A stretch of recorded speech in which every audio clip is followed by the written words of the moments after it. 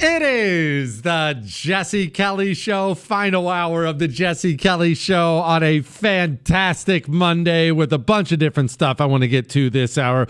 We're going to talk about the left complaining about how biased the media is. We're going to talk about America's foreign policy, how we're handled on the world stage. We'll make fun of a couple chicks crying to each other on the news. All that and so much more coming up in the final hour of the Jesse Kelly Show. Now, there's something we should talk about our country and the state of our country and how the world deals with us and looks at us. And we've had this talk before, but I want to talk about the differences in the parties and what your country can withstand versus what your country cannot withstand, right? Because your country, it can survive a lot of domestic differences between the party. Now, not endless domestic differences, and we are probably at the stage where we're too far separated domestically.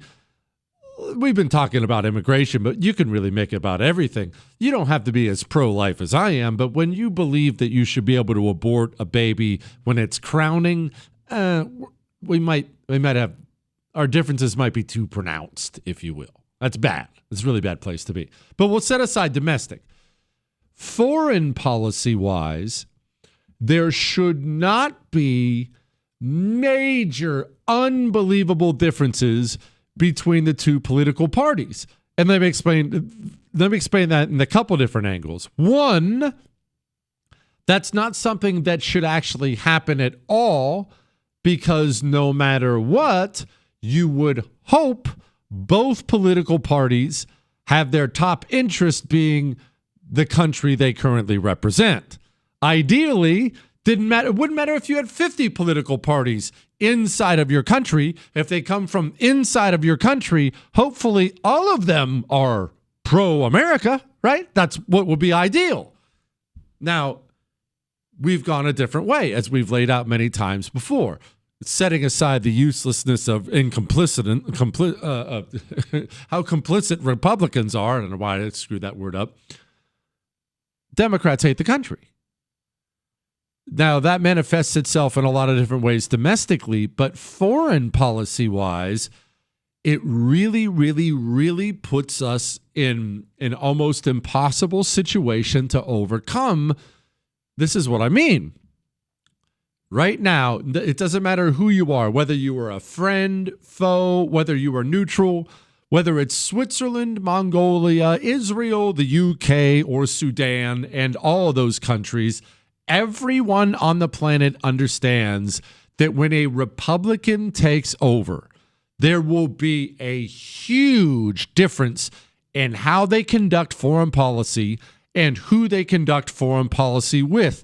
And if a Democrat takes over after the Republican, that you can basically flip that all 180 degrees, turn it around 180 degrees. Who were your friends are now your foes. Who were your foes are now your enemies. The two parties are so far apart foreign policy-wise that if we're going to look at it from their perspective, if you are Mongolia, how do you put up any kind of an ongoing foreign policy with America when you know you are going to get black or white, hot or cold, heads or tails, depending on how the presidential election turns out? Because we're not even talking about Congress. This is all about the presidency, because the president, for the most part, sets the foreign policy of the country. So if you're Mongolia, we'll make it about them. How would you deal with America? What America do you plan on dealing with? Because you need some sort of stability for the longevity of the relationship. You need that. I've brought this up before. This is a popular one. Israel. Because people feel all kinds of different ways about Israel. No, I'll lay down and die for it. No, screw that. I hate all the Jews, and everywhere in between. People feel a million different ways about it. But I've said before, and people get mad, but I don't care. I believe we should break off all diplomatic ties with Israel, and I think they should break them off with us. And here's why. If you're Israel, well, the left hates you. They've been open about the fact that they hate you. Israel didn't prosecute that war against Hamas the exact way they wanted to because the Biden administration kept stopping them. And then, of course, you get the exact opposite. Trump gets in there. He's like the most pro-Israel president in the world. They call the Golan Heights the Trump Heights. They got Trump billboards over there. So Trump goes the exact opposite way. No, go all in. Kill them all. Let God sort them out. But then Israel has to wait 4 years if a Democrat gets back in. Why would you even bother with that? Break off ties and go do your own thing. I'm going to play you something Jamie Raskin said. And Jamie Raskin is awful. I know that, but we're going to get beyond the hatred of Raskin or hatred of Democrats. Put yourself in the shoes of another country. I don't care what country it is. Make it about Ireland. All right? Make it about Ireland. If you're Ireland and you're trying to figure out the foreign policy you want when it comes to America, with trade, with military cooperation, with the critical ways countries interact with each other, and you hear this from Jamie Raskin, how are you supposed to operate? It's a complement to something that we need to be doing right now, which is engaging in far more work of transnational democratic solidarity with the democratic governments and the democratic movements and peoples and parties of the world. Totally agree. Just a heads up, we are going to come back to that. That's international communism is what he's talking about, but I'll let him continue. That's not important for right now. To try to prevent the spread of the lawlessness and the fascist chaos that's been unleashed against us. But implicit in it should be the idea that if and when we come back to power, and we will, we are not going to look kindly upon people who facilitated, to use a word of the day, who facilitated authoritarianism in our country. Because that's an assault on our Constitution and on our people. Well, for one, let's go ahead and read between the lines. We know specifically who he's talking about right there from the language he used. He's talking about Bukele in El Salvador.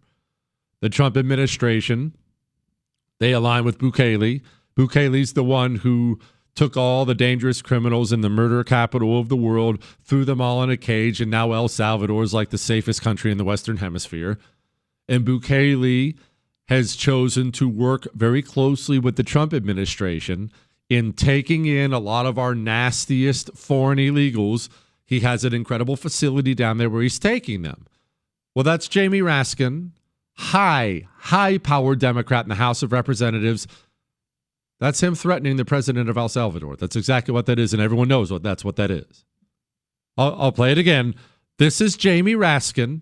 And by the way, in case you're wondering if this is legal, it is not. This is Jamie Raskin openly and honestly letting Bukele know there will be consequences when we come back. It's a complement to something that we need to be doing right now, which is engaging in far more work of transnational democratic solidarity with the democratic governments and the democratic movements and peoples and parties of the world. Totally agree. To try to prevent the spread of the lawlessness and the fascist chaos that's been unleashed against us. But implicit in it should be the idea that if and when we come back to power, and we will, we are not going to look kindly upon people who facilitated, to use a word of the day, who facilitated authoritarianism in our country. Because that's an assault on our Constitution and on our people. That's a huge deal. And it's not even necessarily huge just for El Salvador, although it's huge for El Salvador. El Salvador is a tiny country. They're economically a tiny speck compared to us. And because of their location, right over there underneath us, we do have the ability to generously reward or basically destroy El Salvador. Look, the world's unfair. The world's never been fair. That's life. We are a juggernaut. They are teeny tiny. They can get a nice little boost from us, or they can get absolutely destroyed by us. That's a Democrat, a powerful Democrat in the House of Representatives telling El Salvador that they're going to be punished for taking our illegals. If you're Ireland, how do you work with America? Who do you even work with? Do you even bother? We'll continue on this really quickly.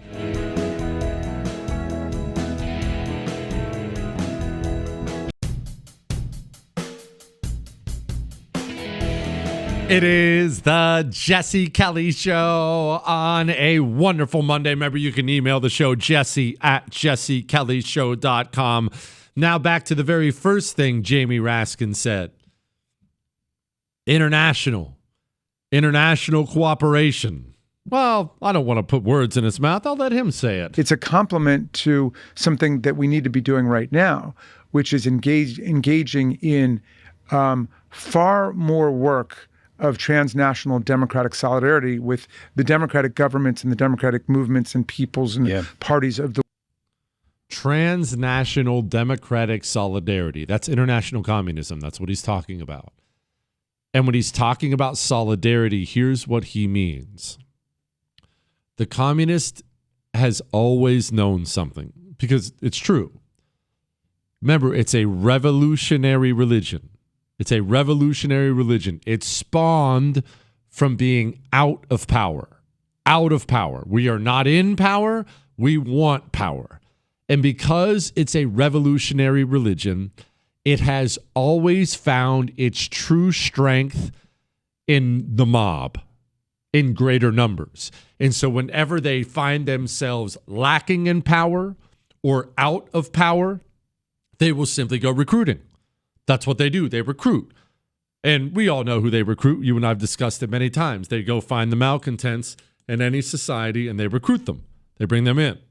So now that Democrats in America, they don't have the House, they don't have the Senate, they don't have the presidency. Yes, they still have all kinds of things.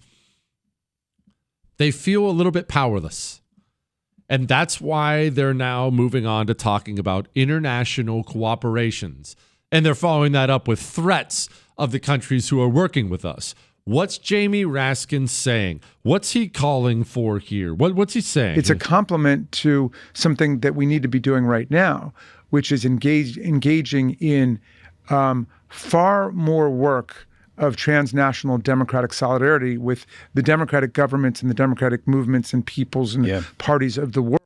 We Democrats may be out of power here in America, but we could get a lot more power here in America if we worked closely with other communist governments like the one in the UK, like the one in Canada, like the one. If we join together, you foreign countries who are still run by communists, if you join with us, the minority party, the Democrats here in America, and we become one big communist team, then together we can take down and stop Donald Trump once and for all. When the communists are out of power, the communists recruit. They go on a recruitment drive. That's what communists do whenever they're out of power. Once they're in power, they turn into horrific murderous tyrants and they kill everyone who opposes them. When they feel like they're out of power, it's recruitment drive time, baby. Hey, we need more malcontents here in America. What's that? We don't have enough? Let's go shopping, boys. It's time to go to the UK. It's time to go to there. And by the way, while we're at it, let's throw in a little threat to anyone who happens to work with Trump. We'll remember you. We will remember you. How in the world do we overcome this level of separation, foreign policy-wise, between the powers? Iran. I mean, think about Iran. Iran having a nuclear weapon is insane. This has been something that Democrats and Republicans have understood really since the invention of the atom bomb. Hey, it's been invented. You can't uninvent it. But now that it's been invented, because of its destructive power, you really have to prevent most people from getting one. Oh, what's this? An Islamist regime that wants war? Well, that's not a Democrat or Republican thing. That's just being, I hate to even, oh God, forgive me for using this term. Being a citizen of the world means you shouldn't want Iran to have a nuclear weapon existing on planet Earth. Shouldn't be left or right. Barack Obama got into office, boom, promptly made a deal with them trying to get him the bomb. And then, of course, Trump takes back over after 8 years of Obama and says, no, you're stopping that. You're stopping that. Joe Biden gets back in promptly. Hey, deal's back on the table, boys. Enrich that uranium, Iran. Then Trump has to take back in. Hold on. Nope, you're not getting that. That's not going to be allowed. This yin and yang back and forth foreign policy. It's not good. Jesse, I'm from a blue state where holding the door open for women is offensive because, quote, she don't need no man. Buddy, you need to move. I keep telling you blue staters, it's not just about taxes. It's not just about escaping George Soros prosecutors and things like that. That's not just about that. I've lived in red. I've lived in blue. I've lived in the Northeast, in the South, in the Northwest, in California. I've lived all over the place. It's just how my life has been. There is a noticeable, extremely noticeable difference in your day-to-day interactions with people when you are in a red area. Are you going to run into rude people? They're everywhere in Houston. Of course you're going to run into rude people. But your daily interactions are exponentially better and more pleasant when you're not surrounded by Democrats. Contrary to popular belief, you don't need Democrats in your life anywhere. And in fact, the fewer Democrats you have, the better your life will be. Because it's a malcontent. It's a malcontent religious zealot dragging you down. Separate yourself from them. Buddy who wrote this email, there are women all over Texas that'll give you a thank you, sir, when you open up the door for them. They may even give you their number. Let's do some more emails. Next.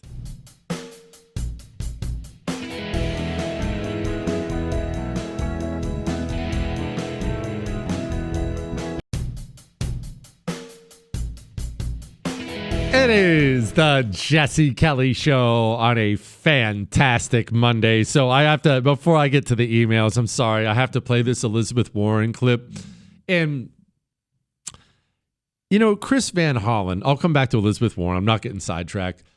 Chris Van Hollen's been doing this whole press tour thing for the MS-13 guy who sent to El Salvador. He's the senator from Maryland. He's the one that, well, he was even forced to admit he went down there on taxpayer money. Who did pay for this trip? This was an officially cleared, congressional trip, cleared on a bipartisan basis. Yes, like every other trip. Yeah, it hasn't been a great week for old Chris Van Hollen. But Chris Van Hollen is, I would guess just by looking at him, I didn't look him up, I would guess he's in his 60s. Maybe he's 70, but I would guess he's in his 60s, maybe late 60s. I'm probably not off that far on that. He's 66, Chris? Yeah, I figured. Chris Van Hollen has spent the last week like a teeny bopper on Instagram, taking selfie videos of himself campaigning for an MS-13 non-citizen to be returned to America. And beyond all the evil of that, how embarrassing. How shameless and embarrassing. As a 66-year-old man, don't you have, maybe you're already there or past that, but don't you have images of yourself and kind of what you want to be at 66? I mean, I'll tell you right now, at 66, I want to be at my kids' t-ball or my grandkids' baseball games, t-ball games. I want to have a little beer belly. I'll tell you what, I'll probably wear cool hats because you can get away with that stuff the older you get. I might walk with a cane even if I don't need one because I'm going to do whatever I want at 66 years old. I'm going to wear sweats everywhere because I feel like wearing sweats everywhere. Or I'll go the other way. Maybe I'll just wear a suit everywhere like some old people do and just look like a boss. But you know what I mean? When I say 66-year-old man, that's the kind of person you probably think of. This dude has been all over Instagram campaigning for an MS-13 barbarian, which brings me to Elizabeth Warren. Elizabeth Warren just lies about everything at all times, and not just small lies. Elizabeth Warren lied about being an Indian. And not only did she lie about being an Indian, she submitted recipes to a special Indian cookbook called Pow Wow Chow. I'm not making that up. That's a real story. And then Donald Trump, because part of what he's great at is making people angry, he trolled her by calling her Pocahontas to the point she took a DNA test to prove she was part Indian. The DNA test actually proved that she's probably the whitest person in the history of mankind. And then she published the DNA test that proved she was a liar. This is how sociopathic these people are. On top of all that, Elizabeth Warren lied about Joe Biden's mental decline. Everybody with a television set knew that Joe Biden was not 100% when he got elected, let alone 3 years later, 4 years later. He was a disaster. Everybody knew it. I'm going to play. It's like a minute long. I'm going to let the whole thing play. She sat down with this lefty podcaster. It's really hard to tell he's a lefty, but she sat down with this guy, and to his credit, he asked her about it. Just listen to the level of sociopathic shamelessness you must need to be a Democrat politician. Do you regret saying that President Biden had a mental acuity? He had a sharpness to him. You said that up until July of last year. I said what I believe to be true. And you think he was as sharp as you? I said I had not seen decline. And I hadn't at that point. You did not see any decline from 2024 Joe Biden to 2021 Joe Biden? Not when I said that. You know, the thing is, he was sharp. He was on his feet. I saw him. Live event. I had meetings with him a couple of times. Senator, on his feet is not praise. He can speak in sentences is not praise. All right. Fair enough. Fair enough.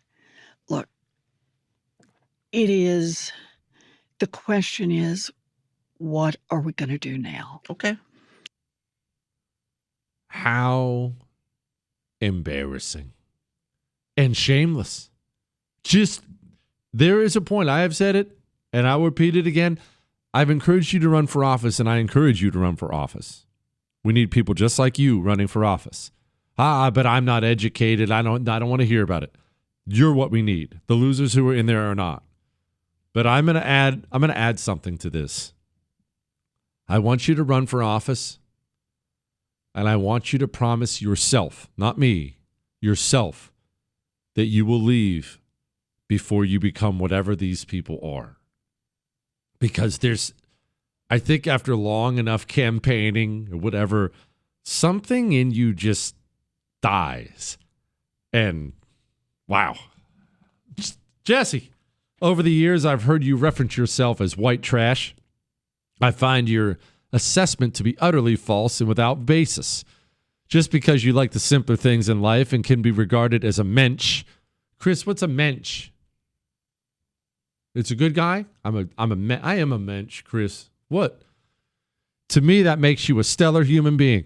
The elite leftists represent the true white trash, for they only have evil goals, usurp power, and twist the truth. Thank you for your 3 entertaining hours each weeknight, providing great listening pleasure in your political insight, jovial personality, and historical lecturing talent. Your show is unique and special.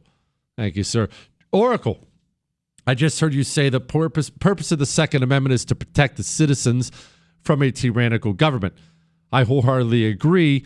However, it's important to note that part of protecting the citizens from their government was endowing them with the power and responsibility to protect the nation from foreign powers. As I'm sure you know, the founders did not mean for us to have a standing army during times of peace. You're correct about this. And it's not really something I know, it's something I've talked about on the show. The founders thought that a large standing army would destroy liberty, inevitably. Because they understood what I've talked to you about many times before. They understood human nature. This is all about human nature. I'll use the analogy I've used before. If I gave you a hammer, just a regular hammer, how long would you walk around with that hammer before you hit something with it? Maybe it would just be the palm of your hand. Would you What if you were holding that hammer and nobody asked you to, and you looked over at the door frame and, oh, that nail's sticking out a little bit. Think, oh, go give it a couple little raps with it. Why? Well, there's this great line from the books, Game of Thrones, and I suppose they said it in the movie, in the show too, but in the books, the guy has this great line where he says there's a beast in every man, and it stirs when you put a sword in his hand. When man gets a hold of power, he wants to use it. And this applies to governments and their militaries as well. When you build up a juggernaut of a military, and you're a politician of any stripe, Democrat or Republican, you look out at all those troops and tanks and planes and wow, and you think to yourself, I should maybe do something with that. Inevitably, it will drain the treasury and it will drain the liberty of the country.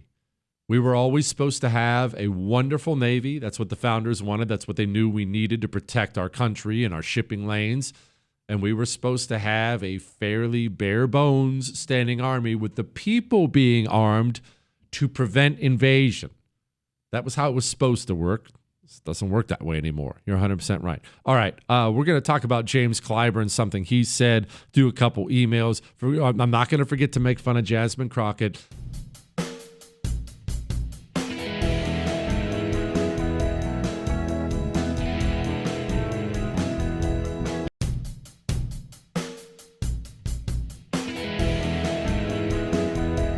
It is the Jesse Kelly Show, final segment of the Jesse Kelly Show on a wonderful, wonderful Monday. We will be back tomorrow. You can email the show, jesse@jessekellyshow.com. So first of all, before I get to the James Clyburn thing, I saw another batch of Democrats flew down to El Salvador today. So obviously I realize they've made this guy a symbol and whatnot, but you do understand they're just taking a vacation, right, with your money? These people, they're all spending your money. Who did pay for this trip?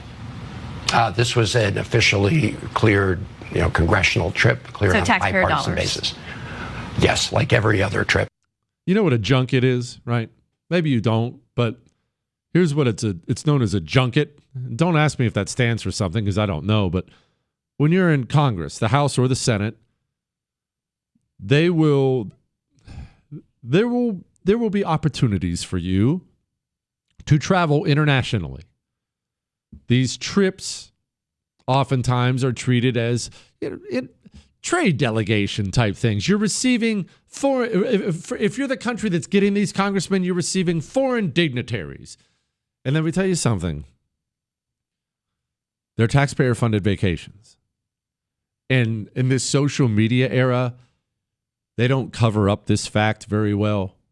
I remember they sent a congressional delegation, I think it was to Israel, if I remember right, a few years back, and they got in trouble for skinny dipping, I think, in the Dead Sea.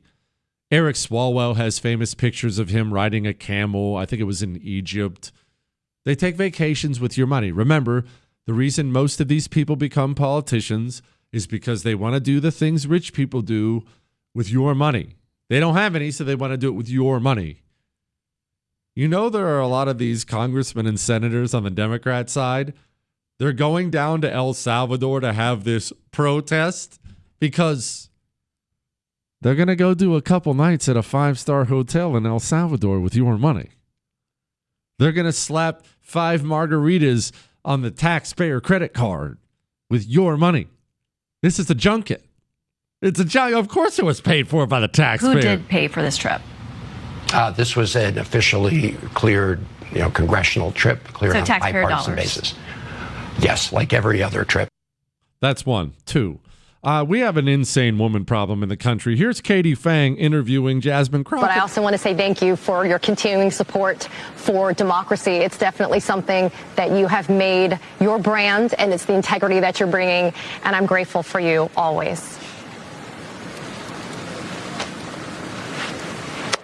We'll miss you. Oh. They're crying. They're both crying. This is if you can see the screen, there's Katie Fang and there's Jasmine Crockett.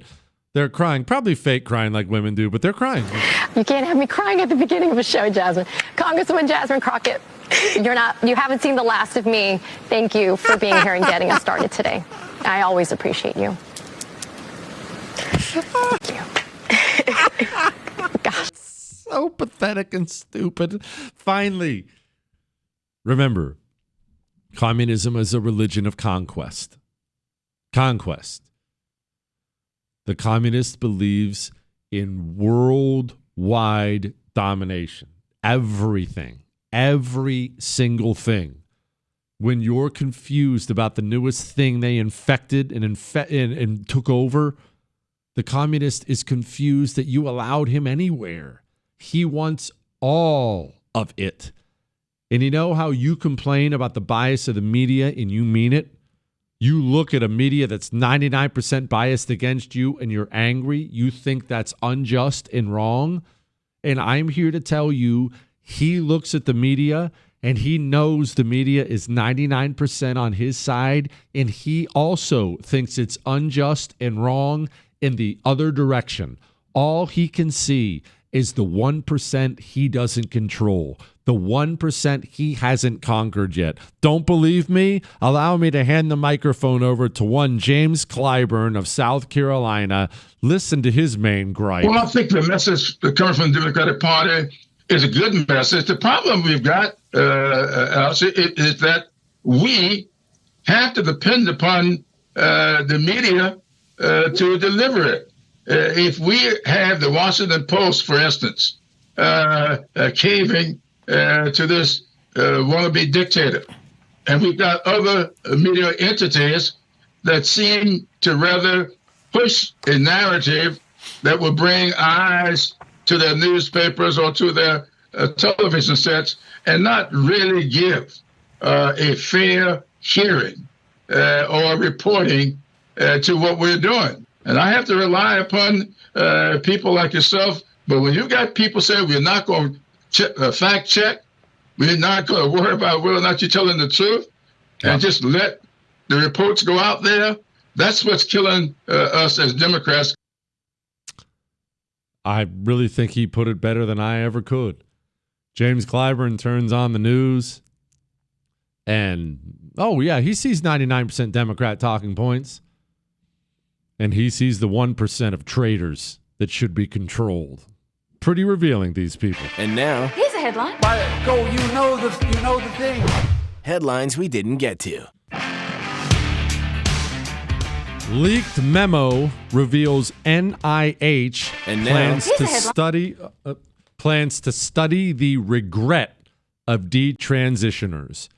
A reminder that we had child transing go through the roof as a recent trend, and children across the United States of America have massacred their bodies, now regret it. They want to take it back, and it's one of the great human rights violations in human history, and shame on you if you participated in it. Christian revival. Record number of adults baptized in France on Easter. I actually heard this across the country in America yesterday, that churches were more packed than people could ever remember. Maybe something wonderful was happening on the globe. U.S. duties. 50 countries called Trump. Let's negotiate. I officially have no idea how all this tariff stuff is going to work out or if it's going to work out, but I hope it'll all work out in the end. I'll put it to you that way. Let's hope tomorrow isn't the same kind of stock market day that today was, but what you going to do? We'll do it again tomorrow. That's all.